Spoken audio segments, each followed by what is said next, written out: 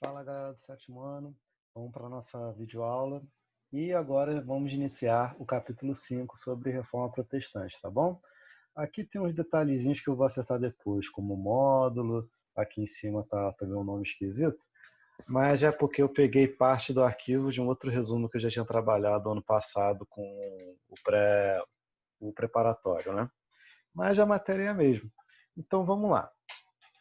Sobre o capítulo 5, nós falaremos de reforma protestante e contra-reforma, tá bom? Que é o movimento da Igreja Católica.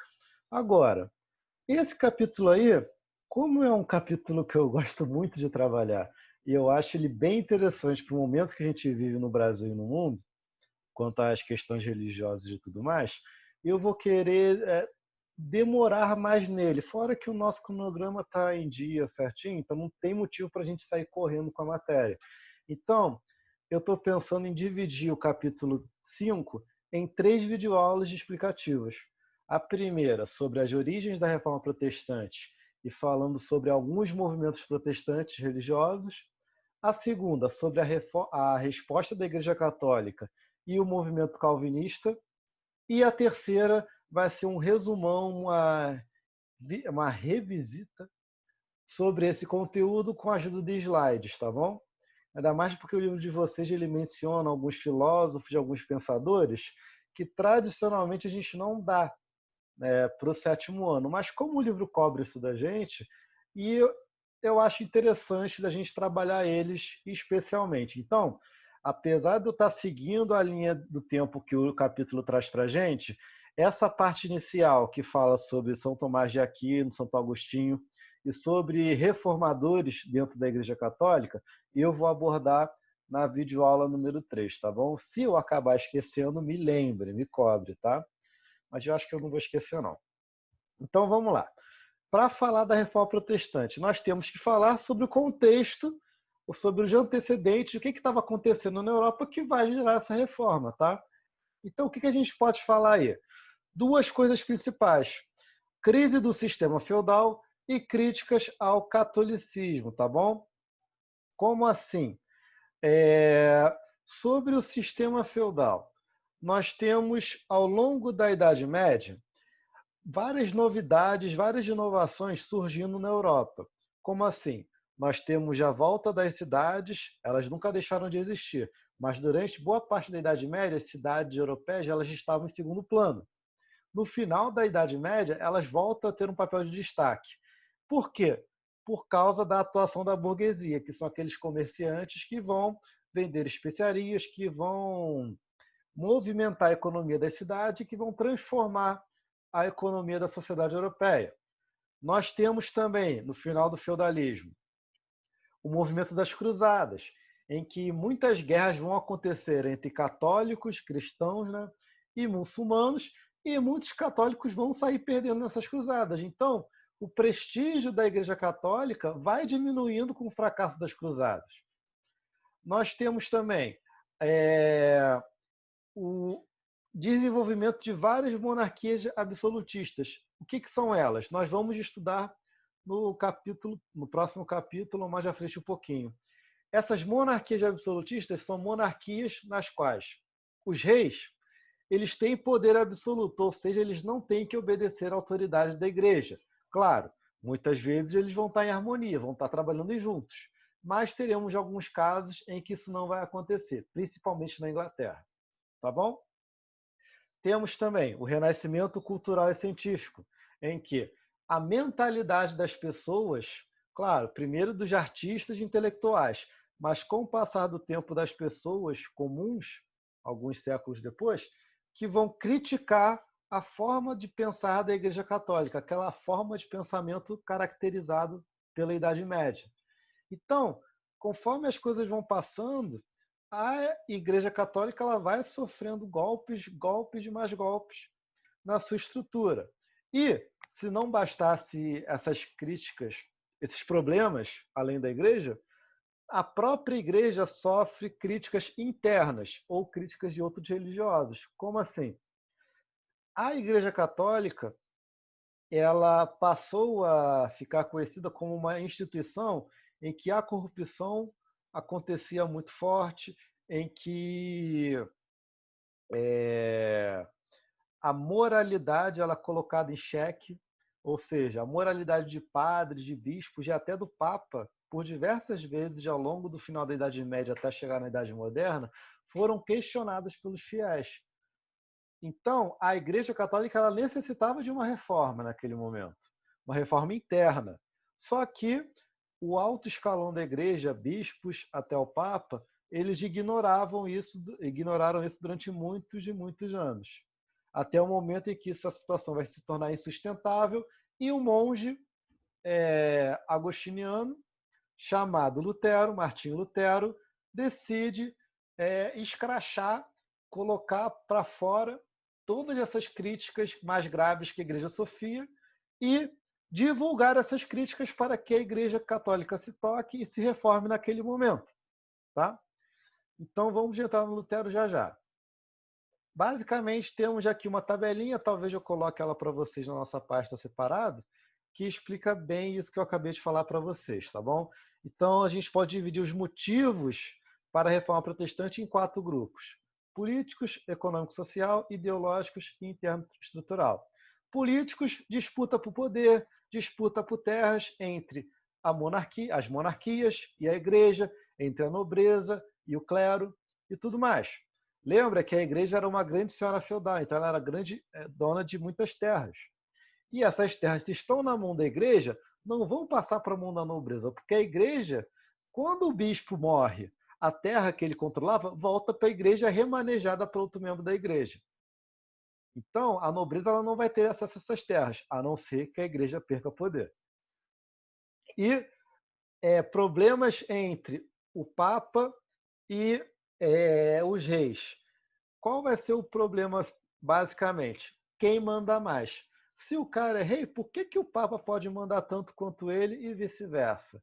Se o Papa é o enviado, é o representante de Deus na Terra, por que a autoridade do rei tem que ser maior do que a dele? Então, durante vários momentos da Idade Moderna, papas e reis entrarão em conflito.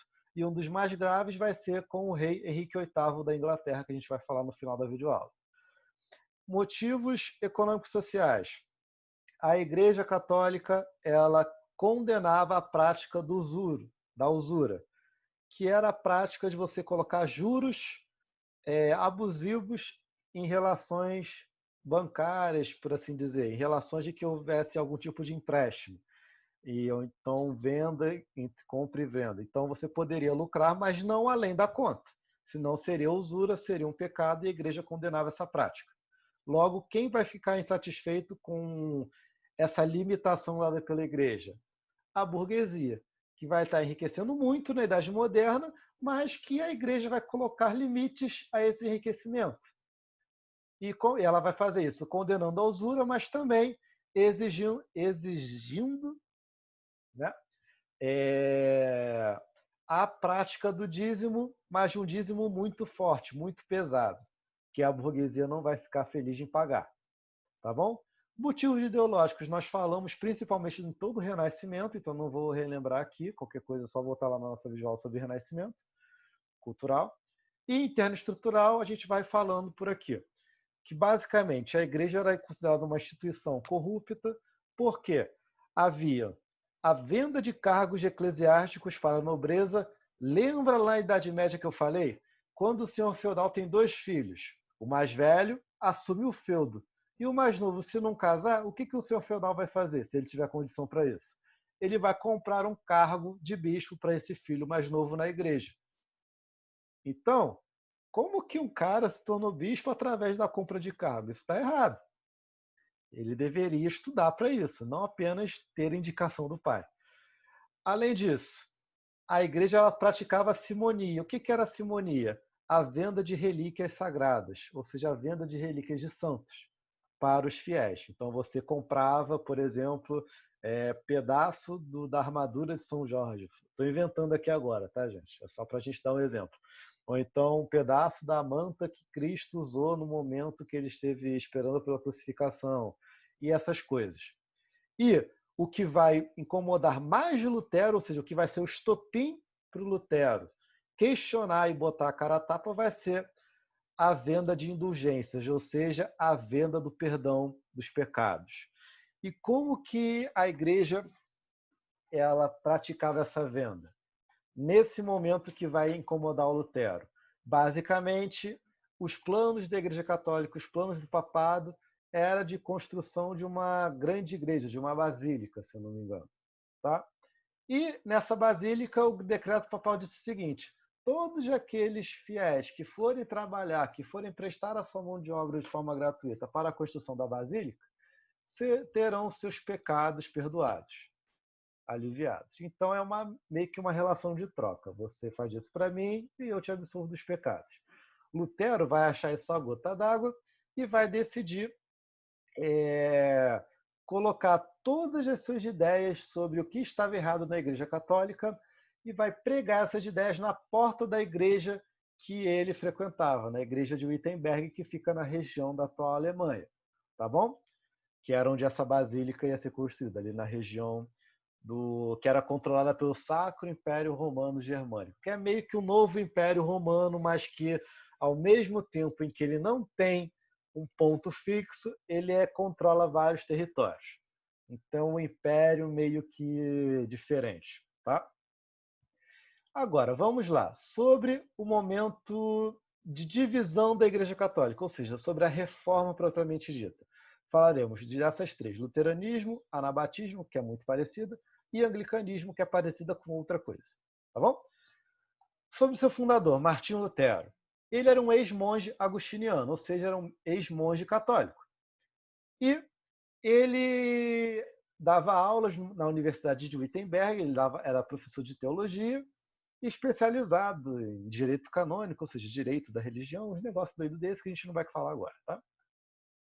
E diz a lenda que Lutero, uma vez que ele estava saindo da sua aula na universidade, voltando à sua igreja, o seu mosteiro, não lembro agora, acho que era igreja, um raio teria caído na cabeça de Lutero, ele teria tido uma epifania, e essa epifania o levou a crer que ele seria o responsável por colocar a cara a tapa e dizer o que estava errado com a igreja, já que ele já questionava durante um tempo. Não só ele, como muitos outros pensadores que vieram antes dele, mas esses nós falaremos mais para frente.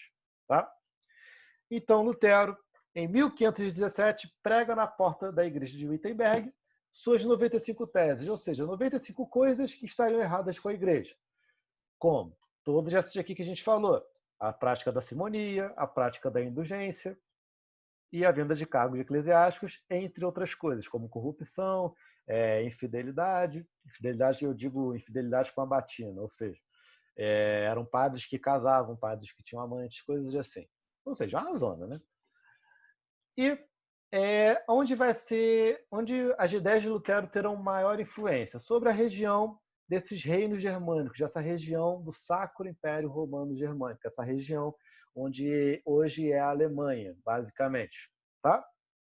Não existia a nação Alemanha, ela vai passar a existir muitos séculos depois. E quem que vai seguir as ideias do Lutero?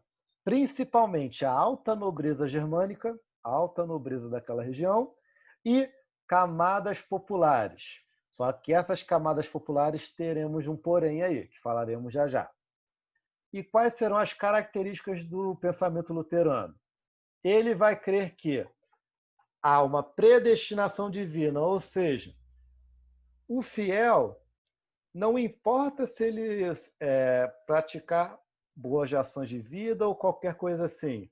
A partir do momento que ele nasceu, Deus já sabe, já tem um plano para ele, se ele vai ser salvo ou não. Isso é a predestinação, ele já está marcado por Deus se ele vai ser salvo ou não. Tá? Outra coisa que o Lutero defende, isso a gente tem lá nos fundamentos que eu falei hoje mais cedo no Zoom para vocês, aqueles sole fide, sole gratiae, aqueles negócios de latim lá. Ele crê que para alcançar a salvação apenas o fiel tem que ter fé, que ele vai ser salvo. Agora, como o plano já está lá definido por Deus, ele tem que confiar de que ele foi salvo. Então não resta outra alternativa para o fiel, a não ser ter fé. Ele também defende a liberdade de consciência e tradução da Bíblia. O que isso quer dizer? Junto com o fim da hierarquia clerical. que qualquer fiel, qualquer religioso tem condição por si só de entender a palavra de Deus, não precisando de alguém acima dele que explique. Ou seja, Lutero ele está questionando, ele está criticando a existência de bispos, de cardeais e do próprio Papa. Tanto que o Lutero chamava o Papa, entre outras palavras, do próprio anticristo. Olha só como chegava a situação da reforma. Que coisa doida. E o Papa chamava o Lutero de o porco raivoso. Olha só, a briga de adjetivos aí, né, de xingamentos. E para que todos os fiéis tivessem acesso à palavra, a Bíblia teria que ser traduzida. Não poderia ser mais do idioma latim, que as pessoas não tinham conhecimento, só apenas membros da igreja e pessoas intelectuais, letradas, das altas camadas sociais. E o que Lutero faz? Pega a Bíblia e traduz para o alemão. Isso é considerado uma heresia bizarra. Não poderia ter feito. Outras coisas. Fim do celibato, o pastor pode casar, não precisa mais praticar o celibato. A Bíblia seria a escritura sagrada e tudo que está dito ali seria verdade, não poderia ser questionada a Bíblia, você não poderia entender que na Bíblia teriam falhas, tá bom? E você não precisaria de alguém explicar a Bíblia para você, você por si só teria condições suficientes para isso, tá? E entre outras coisas. E como é que vai seguir essa vida do Lutero? Ele pregou as teses dele na porta de Wittenberg, o Papa ficou sabendo, mandou ele se retratar, ele não se retratou e o Papa excomungou Lutero. E a partir dessa excomungação, seus escritos, suas ideias seriam censurados e perseguidos pela Igreja Católica. Mas as ideias do Lutero, elas, como eu posso dizer, elas chamavam a atenção dessa nobreza da região da Alemanha, da região germânica. Por quê? Como eu falei para vocês antes, qual que é um dos problemas da igreja com a galera, com a nobreza? A disputa por terras. Então, se a gente tem o surgimento de uma nova religião que questiona esse controle da igreja, esse controle político da igreja, que diz que a igreja tem que tem que ficar no seu quadrado, né? E que a nobreza que tem que ser responsável pelo controle de terras e tudo mais. Claro que a alta nobreza vai gostar dessa religião e vai passar a proteger o Lutero. Em 1525, agora, eu não lembro a data, mas está no livro, vocês podem conferir. O Lutero ele é convocado pelos príncipes germânicos numa assembleia. E nessa assembleia, eu não lembro se vai ter um representante da Igreja Católica, não lembro agora. Mas ele é convocado para expor suas ideias e ver se ele tem a chance de se retratar, porque dali para frente ele seria perseguido até mesmo por parte dos próprios príncipes. Não era uma unanimidade, apesar de ele ser bem popular. Foi a Dieta de Worms, já é o nome que a gente dá para essa assembleia. Lutero vai lá e ele só vai porque ele é prometido que ele pode ir sem ser preso e vai ter chance de fugir caso a galera mude de ideia. Ou seja, é meio que vamos te prender, mas te damos 5 minutos de vantagem para você fugir. Tipo isso, só que não são 5 minutos, é claro. Então ele vai com essa garantia. Ele expõe suas ideias, ele não se retrata, o Papa fica furioso e mantém a excomungação, não sei como é que fala, a expulsão dele, e mantém a perseguição dos seus inscritos, tá bom? Só que um príncipe aliado de Lutero, chamado Frederico II, ajuda o Lutero a fugir e mantém ele em cativeiro. Por que cativeiro? Porque seria a maneira em que o Lutero teria segurança para poder manter os seus escritos de não ser perseguido e colocado na fogueira ou sei lá o que pelos seguidores da Igreja Católica. E daí para frente Lutero passa a escrever suas ideias, entra em umas tretas aí com o papado, com outros escritores e tudo mais, mas disso a gente fala em outro momento, porque não é matéria, tá bom? Agora, o anabatismo. Eu vou falar só do anabatismo. Não, tá muito grande essa aula lá já, gente. Vou fazer o seguinte, na aula que vem eu falo do anabatismo, anglicanismo e calvinismo, tudo junto, tá? E na terceira eu falo da contrarreforma, porque senão essa aula vai se estender muito e eu não quero fazer uma coisa muito resumida, eu quero deixar bem direitinho essa matéria, tá bom? Então a gente fica por aqui, na próxima aula a gente continua, tá? E aquela revisãozinha que eu falei para vocês que eu ia colocar na parte, já estou terminando de colocar, e a quarta-feira vai estar lá tudo para vocês poderem fazer em casa. Sendo que essa revisão ela não vale ponto, tá? É apenas uma revisão da matéria passada para a gente não ficar muito tempo sem estudar. Então, vocês terão uma semana para fazer essa revisão.